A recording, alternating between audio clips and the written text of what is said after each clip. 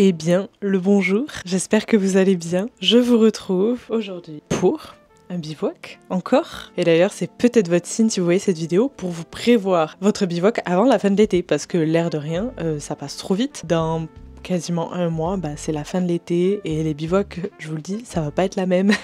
Il va faire beaucoup plus froid et d'ailleurs il va faire beaucoup plus froid dès le mois de septembre. Donc vraiment, si vous pouvez vous prévoir quelque chose en août, c'est votre signe pour y aller. Inuit squat comme d'habitude.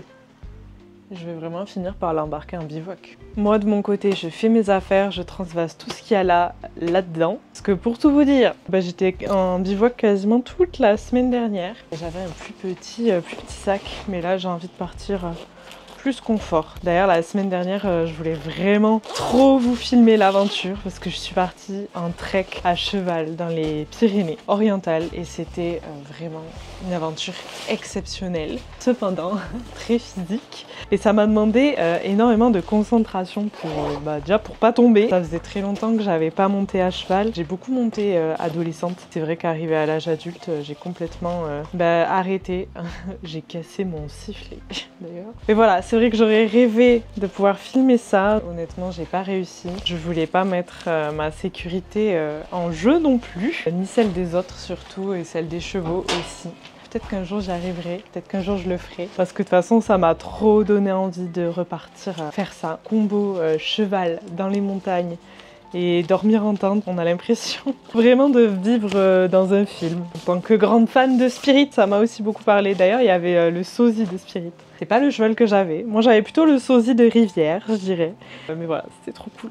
Je suis un peu éclatée d'ailleurs, du coup, de faire autant de nuits en bivouac. Je sais pas vous, mais moi, je dors quand même pas souvent très bien en bivouac. Pas les nuits les plus réparatrices de la terre. On va le mettre tout au fond. Je crois que j'en avais pas parlé la dernière fois, mais ça a une vraie importance, l'ordre dans lequel vous mettez vos affaires. Évidemment, ça paraît logique, mais on n'y pense pas toujours, c'est de mettre les affaires qu'on utilisera le moins rapidement au fond du sac. Typiquement le duvet, tu sais que tu vas le sortir que en dernier. Donc de mettre ça et de mettre aussi ce qu'il y a le plus lourd en bas et au long de la colonne vertébrale pour pas être complètement tiré vers l'arrière. La trousse de secours aussi, je la mets toujours en haut parce qu'il faut que ce soit accessible très rapidement. Et pareil pour la frontale, voilà, de pas fouiller 400 000 ans pour retrouver ces petits basiques. Et ma petite passion du moment, c'est vraiment ces petites compotes. Pommes bananes, je suis pas une grande fan de compotes, mais s'il y a des bananes, c'est cool. Et ça, c'est des nouvelles barres de chez Nature Valley, un peu muffin. C'est trop bon, j'en ai mangé plein la semaine dernière. Alors le seul problème, je dirais, c'est que ça s'aplatit ou ça s'effrite vachement dans le sac. Et tant qu'on est un peu dans le thème de la nourriture d'ailleurs, on a très envie là de tester pour ce bivouac de se faire un ramen. Alors je m'entends, ça va pas être un ramen de fou malade parce que ça reste du bivouac, mais on a envie de pimper un petit peu nos repas. Mais du coup, moi ça me stresse un peu cette histoire de ramen quand même. J'ai dit à Jérémy, mais imagine, c'est pas bon. Vraiment être en bivouac et manger un truc pas bon du tout ou complètement raté, c'est pas une bonne idée. Du coup, j'ai dit, tu sais quoi, on va tenter de le faire ce midi à la maison. Ça en fait un petit peu, pas beaucoup, mais on essaie de faire la recette à la maison. Si c'est bon, on le refait ce soir. Si c'est pas bon, on prendra des lyophilisés et puis basta. Et du coup, je crois que je ne vous ai jamais montré comment je m'organisais un peu au niveau trousse de toilette et un peu plus hygiène. Alors en gros, là, c'est ma trousse de toilette de tous les jours que je prends partout, qui est du coup assez grosse. Et là, c'est la version un peu plus mini. Ça me permet de transvaser de l'un à l'autre en fonction de si je fais un voyage, si je pars en trek, etc. Donc, bon, j'ai tout mon maquillage, etc. que je prends pas en trek. Pour ça, c'est vraiment le côté voyage. Et pour le trek, je vais la vider. Il y a quand même des choses. Ça, c'est la version un peu la même marque Tangle, je crois ça s'appelle. C'est la même marque que cette brosse. Qui est trop bien, qui démêle très facilement et comme j'ai des cheveux assez fragiles, ça les coupe beaucoup moins. Donc là c'est la version nomade que j'ai achetée il y a pas très longtemps. J'ai une brosse à dents électrique, mais du coup pour les bivouacs pareil, je prends une brosse plus légère. Ensuite ça c'est du dentifrice, ça se présente comme ça, c'est du dentifrice solide de la marque Respire. Du coup il faut en gros prendre une pastille. Ensuite c'est des ibuprofènes, ça m'arrive quand même assez souvent d'avoir mal à la tête et il n'y a que les ibuprofènes pour moi qui fonctionne. Le Dafalgan chez moi ça marche pas trop. C'est très rare que j'en prenne, mais vaut mieux en avoir toujours avec soi. Ça c'est vraiment pour me nettoyer le visage. Ça fait un bien fou. Une petite lingette un peu fraîche. Après un bivouac, souvent on a beaucoup de poussière sur le visage, etc. C'est pas quelque chose que j'utilise au quotidien. Là aussi je vais avoir mon démaquillant. Mais pour les bivouacs, le format sachet comme ça reste quand même ce qu'il y a de plus pratique. Ça, je vous en ai déjà parlé, c'est le baume à lèvres de chez Balo Flurin. Vraiment pour moi le seul qui est vraiment efficace. Après la serviette hygiénique au cas où. Un chouchou que je prends toujours en plus. Là aussi si jamais je perds le mien, ça peut vite être très désagréable de manquer de chouchou. Et petite crème hydratante, c'est vraiment un petit format mini. Il m'en reste un tout petit peu donc je le prends. C'est toujours agréable. Ça me permet de le terminer. Et tant qu'on est un peu dans les sujets d'hygiène, j'en parle parce que c'est vrai que j'ai tout le temps la question par rapport aux toilettes et par rapport à la douche. Alors bien sûr, il n'y a ni toilette ni douche en montagne, donc c'est un peu le système D et c'est chacun aussi qui peut voir comment il peut faire selon ses préférences et selon ses aptitudes aussi, j'ai envie de dire. Notamment pour la douche, ça dépend évidemment de si vous êtes frileux ou pas. Si vous n'êtes pas trop sensible à l'eau froide, vous pouvez toujours vous rincer un petit peu dans les rivières. Alors bien sûr, il faut faire attention parce que vous utilisez probablement peut-être de la crème solaire, du savon, etc. Ça peut polluer les cours d'eau, mais là aussi c'est chacun qui sait comment il fait au quotidien et du coup qu'est-ce qui peut avoir un impact ou non au niveau de la nature. Moi je prends le parti de ne pas prendre de douche parce que de toute façon je suis très frileuse, alors je peux me rincer un peu les mains et un peu les bras, mais généralement pour moi ça va pas plus loin et c'est aussi parce que généralement je ne dors qu'une seule nuit en bivouac. Donc c'est vrai que il suffit que je prenne une douche avant de partir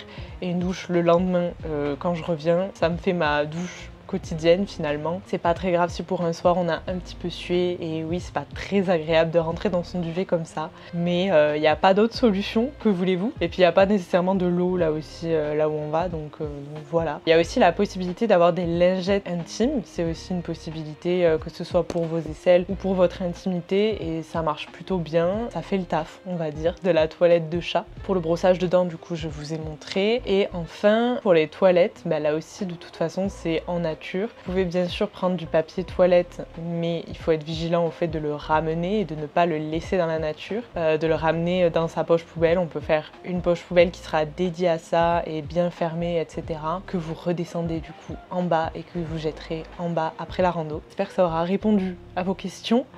Et puis si vous avez d'autres questions ou d'autres astuces, n'hésitez pas à les donner en commentaire. J'ai mis en place un autre truc que je faisais pas avant de partir en rando, mais j'ai commencé vraiment la semaine dernière sur mon trek à cheval et franchement j'ai senti une petite différence. C'est de prendre des pastilles d'hydratation. Alors moi ça me parlait pas du tout comme truc, mais c'est vrai que Jérémy le fait depuis quasiment 1 an. J'ai toujours été très récalcitrante sur ça et j'avais peur que ça donne un goût. J'ai goûté celles qui sont des pastilles neutres, je me sentais vachement mieux. J'ai l'impression que j'ai eu moins de maux de tête justement facilement. Je sais pas comment trop vous expliquer, c'est peut-être totalement psychologique, mais j'ai bien aimé. Du coup voilà, et j'en parlais avec une autre fille qui était avec moi au trek et elle me disait qu'elle avant chacun de ses runs et tout, elle faisait ça, qu'elle prenait en gros une pastille 1 heure avant grosso modo et une pastille pendant dans sa gourde.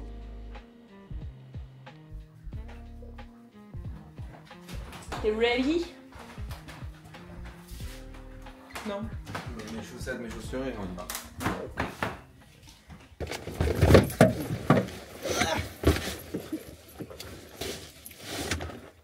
Wow. Il est costaud. Voilà, les bâtons. C'est parti! Bon, ça c'est un peu couvert. Il y a quand même beaucoup de nuages. C'est très laiteux du coup, mais bon, il fait beau. Il n'y a pas d'orage annoncé quand même. Donc, on part donc du Chiroulé. C'est une petite auberge là-bas. D'ailleurs, je crois qu'ils cherchent un repreneur. Je passe l'annonce si jamais vous avez l'intention de changer de vie. Je télécharge du coup mes traces GPX dessus.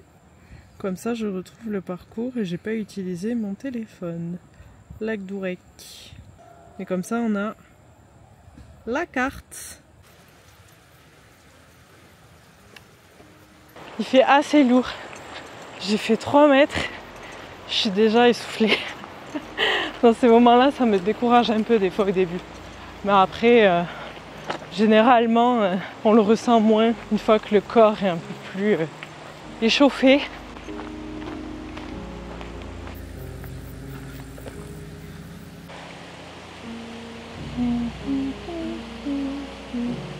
Alors je sais qu'il y a des avis très controversés au sujet des montres et le côté Strava et tout, j'ai envie de dire c'est normal.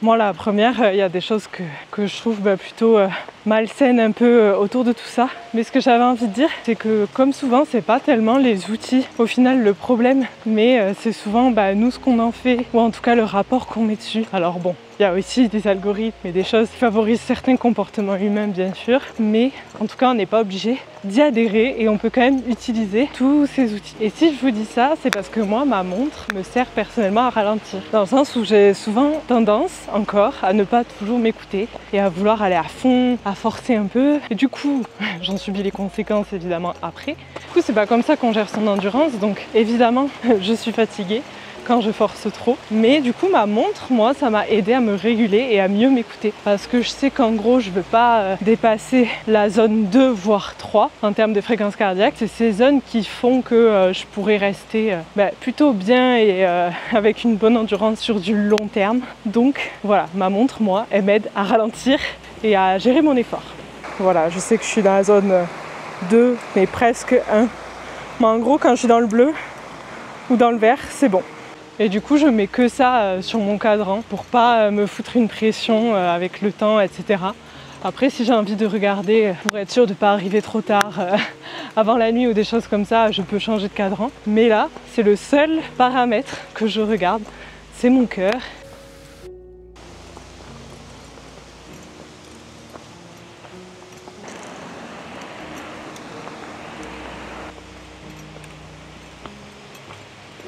On dirait qu'on arrive sur une nouvelle partie un peu plus dégagée. On sort tout juste des bois. Je ne sais pas si on va rejoindre d'autres bois ou si à partir de maintenant, ce sera un peu plus dégarni. On dirait que Naya a élu domicile. C'est une grande niche ça pour toi quand même, Naya.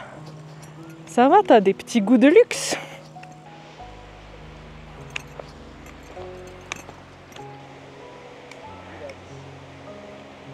Le verdict, c'est que du coup, on est re-rentré dans une forêt, mais que ça monte beaucoup plus.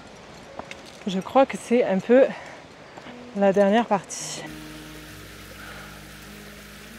Comment ça va? Ça va. Ça se fait facilement. C'est tout ce que t'as à dire. Il faut un peu de temps là. Donc ça va pas. Si, ça va. J'ai fait chaud, mais ça monte bien. Mais c'est cool, les jeux, il a rendu. Je transpire beaucoup. Tu vois encore quelque chose? Non, ça pique les yeux. En tout cas, le chien peut se rafraîchir sur la rando et ça, c'est cool. Oh, bichette.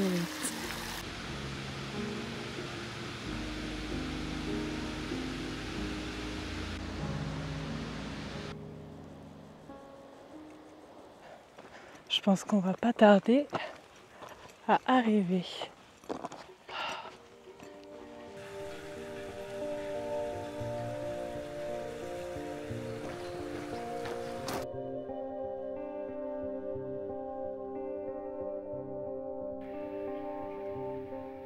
Nous voilà bien arrivés au lac. Il va être 19 h et on va pouvoir planter la tente. Vraiment c'est trop beau. Bon, on est entouré de troupeaux.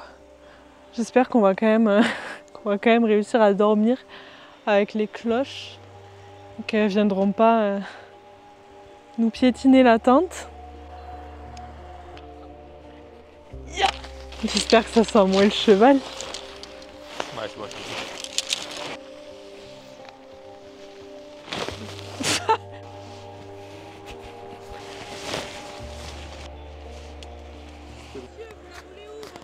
Avance, à droite, non à gauche, c'est l'autre gauche, l'autre droite.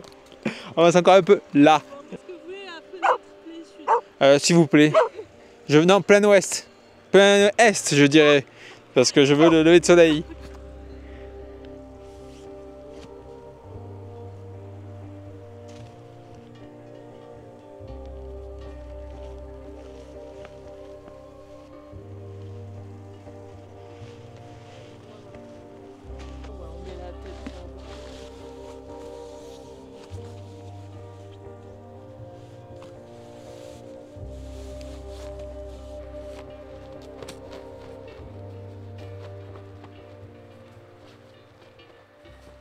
Petite info, c'est toujours bien de secouer son duvet avant d'aller dans sa tente, de lui faire prendre l'air, de le faire en avance aussi, de ne pas le sortir de son sac juste avant de dormir, mais bien 1 heure ou 2 avant, et vraiment de le secouer.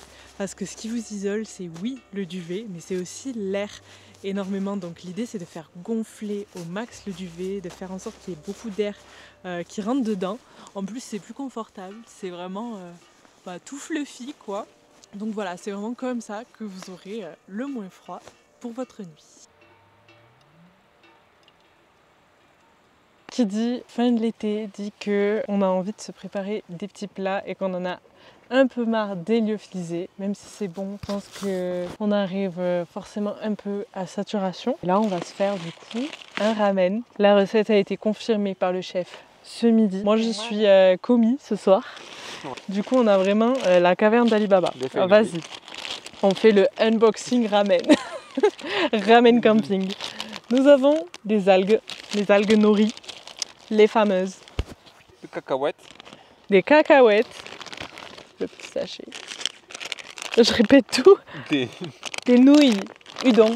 Je sais jamais comment on dit. Les grosses nouilles quoi.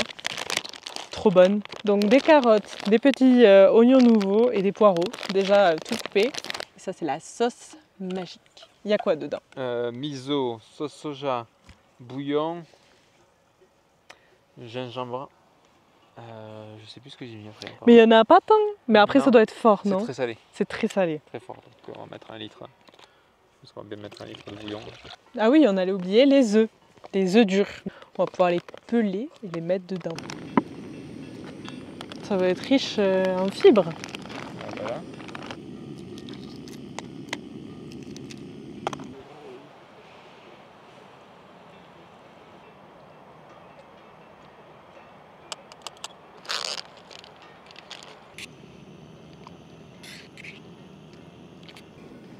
Bon, maintenant c'est le plus long, c'est attendre. C'est beau. Ah, ça sent trop bon. Oui. Je sais pas pourquoi, je trouve que les vaches, elles ont toujours l'air énervées ici. Je n'aime pas les jouer. Parce qu'elles sont des vraies montagnardes. Ouais, elles doivent se dire, c'est quoi ces touristes? Nous, on est des faux randonneurs. Ouais. Et du coup, on est arrivé par là-bas. Quand On était venu de. Ah oui, Takam. quand t'es venu. Donc ouais, il faut savoir que c'est une rando. Il y a 3 itinéraires différents. Alors je connais plus le 3e, mais je sais qu'il y en a un 3e. Bah, par le lac Bleu, non? Ouais, c'est ça, je crois. Bah en gros, on en a fait 2. Bah après, vous irez voir. On a fait soit du côté Otakam, col de Tramasel, et on peut le faire aussi du côté vallée de l'Espone, depuis le Chiroulé. En gros, en général, on le fait d'Otakam quand on vient d'Argelès-Gazost, si vous séjournez à Argelès-Gazost. Et on peut le faire plutôt du Chiroulé en venant de Bagnères de Bigorre, ou campant. Moi, j'ai largement, je sais pas toi, mais largement préféré la version vallée de l'Espone. Ah, clairement. Il y a vachement d'arbres, c'est très ombragé, c'est très agréable. La nature est vraiment magnifique tout du long, je trouve. En plus, il y a une cascade, vous l'avez vu juste avant d'arriver. Pardon, mais c'était trop beau cette cascade, je m'y attendais pas. Alors que de l'autre côté, c'est beau, mais c'est très aride. Si vous le faites en plein été, vous allez avoir chaud. On avait eu chaud d'ailleurs. On avait eu très chaud d'ailleurs. On l'avait fait il y a 2 ans, je crois. Il n'y a pas un pet d'arbre, pas un pet d'ombre. C'est vraiment des plaines. Ça fait plus un côté... Oula, il y a une vache qui arrive. J'aime pas. Alors, des terres en plus. J'aime pas comment elle nous regarde. Waouh, Vous savez qui gueule depuis tout à l'heure? Elle a l'air tellement énervée. Non, parce que je vous ai même pas raconté, mais pour la petite histoire, on s'est quand même fait charger par une vache tout à l'heure. C'est à cause de Naya, hein, concrètement, avec les humains, je pense que ça va. Mais quand elle voit Naya, ça les énerve et pourtant on est passé loin. Naya, elle aboie pas, elle est attachée en laisse, on l'attache courte et tout. Mais il n'y a rien à faire. Là, elle nous a vus et elle s'est mise à courir et tout. Et à faire comme ça, avec ces cornes là, on faisait pas les malins. Hein. Vraiment, on se sent un peu... vulnérable quand même dans ces moments-là. Et en vrai, on peut se dire c'est que des vaches, mais il y a beaucoup d'accidents dans les Pyrénées avec les vaches. En général, c'est plus des défauts de comportement. Voilà, on va pas faire un selfie avec les vaches, etc. Des choses comme ça, c'est plutôt à éviter. C'est vrai qu'il y a quand même des fois aussi où on y est vraiment pour rien et c'est juste un coup de pas de chance. Faites attention en vrai. Je sais qu'il y a beaucoup de gens qui ont peur des ours dans les Pyrénées, mais il n'y a jamais eu un seul accident d'ours envers les humains d'enregistrer dans les Pyrénées. Alors que des accidents de vaches ou de patous, il y en a beaucoup. Voilà. Je sais que ça fait moins peur comme ça et pourtant... 20h. 20h. Genre 20h pile, on mange. Ah, c'était pareil la dernière fois. Ah ouais? Vraiment, on dirait qu'on est discipliné comme ça, alors que non. Pas du tout. Mais c'est juste qu'on a le même timing de monter à 19h et le même temps pour se mettre en route, quoi. Oh, ça sent trop bon. Ah, si on pouvait faire passer l'odeur dans les vidéos. Bon, on ne peut pas.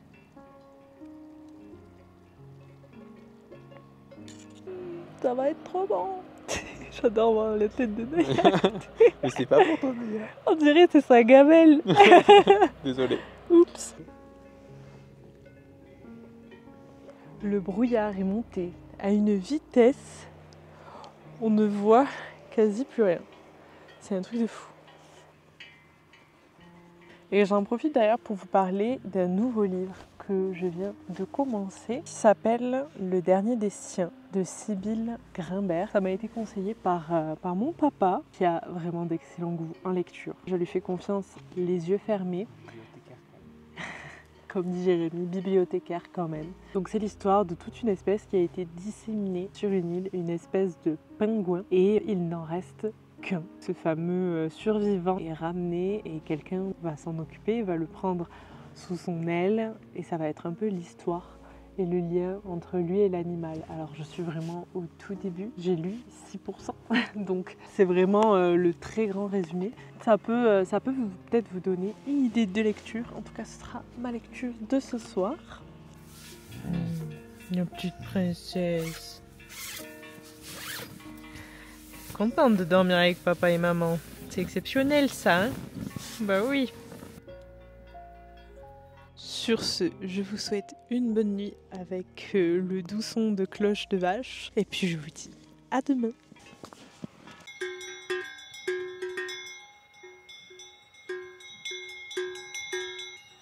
En vrai, c'est la meilleure nuit que j'ai passée à bivouac. Blague. Non. Ah ouais? Je vais aller toutes les 2 heures, mais c'est la meilleure nuit. Ma montre, elle m'a dit qualité de sommeil médiocre. Et c'est ma meilleure nuit. Moi, elle a même pas enregistré mon sommeil. J'aurais s'est dit, c'est pas la peine. C'est trop nul. Je l'enregistre pas. Et on peut pas sortir parce que... On va se faire charger. À cause du chien. C'est vraiment le thème de la vidéo. Chargé. Chargé. Pardon. Oh non. On l'a tous pensé. Oui.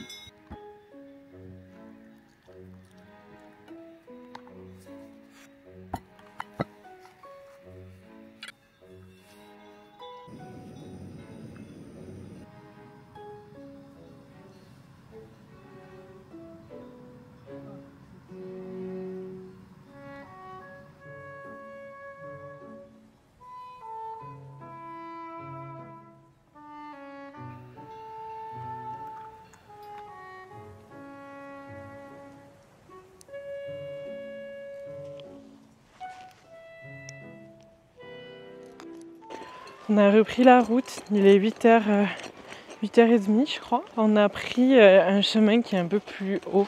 Enfin c'est pas vraiment un chemin d'ailleurs. En général on évite de quitter les sentiers. Mais là c'est vrai que on voulait vraiment éviter les troupeaux.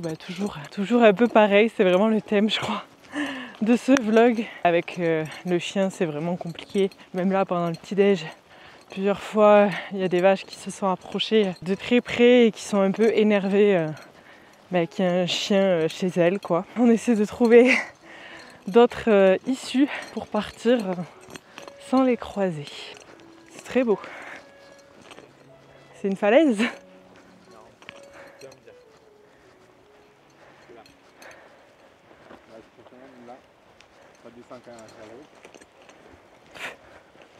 Et là, c'est notre chemin en bas. Ouais.